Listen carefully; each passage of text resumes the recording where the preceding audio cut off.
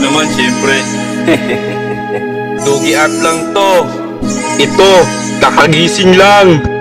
Pagising ko sa umaga, yuyuko agad ako sa Diyos. Lagi ako nagpapasalamat sa mga blessings na binigay ng Panginoon. Ilang araw na akong naghahasel, di man lang kinamusta ng mga babae ko. Masarap sana hawakan tong burat ko, kaso di pa oras kasi busy ako. Ang tanging hiling ko lang naman ay lambing, laging puyat sa trabaho, kaya ito nangangayayat na.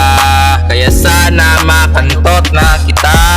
Kung gusto mo ng kiss, kung gusto mo ng hug, halika at tayo ay mag-meet up. Kung gusto mo ng kiss, kung gusto mo ng hug, halika at tayo ay mag-meet up. Sabay kantutan sa gilid ng kalsada, mag-iinom nang tayo ay magkasama. Oo, maganda ka sa paningin ng iba, pero sa akin ikaw ay peaches ko lang. Nakakantutin ko araw-araw, daming pumoporma sa'yo.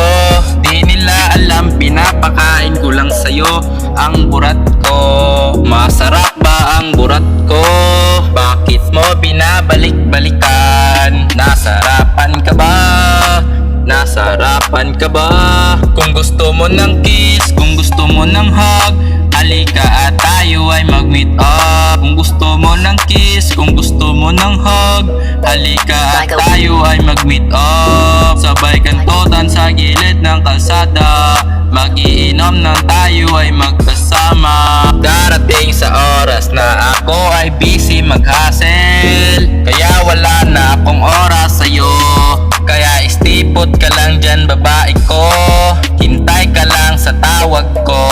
Huwag ka magmamadali, para may pambili ako ng gamot pag ikaw ay nagkasakit. Kateng-kate ka na ba above ko? Baka gusto mo lang ng lasa ng tamod ko. Kaya baby girl, salina at tayo ay magkantutan. Kung gusto mo ng kiss, kung gusto mo ng hug, halika at tayo ay mag-meet up. Kung gusto mo ng kiss, kung gusto mo ng hug, halika at tayo ay mag-meet up. Sabay kantutan sa gilid ng kalsada, mag-iinom nang tayo ay magkasama. Hoo!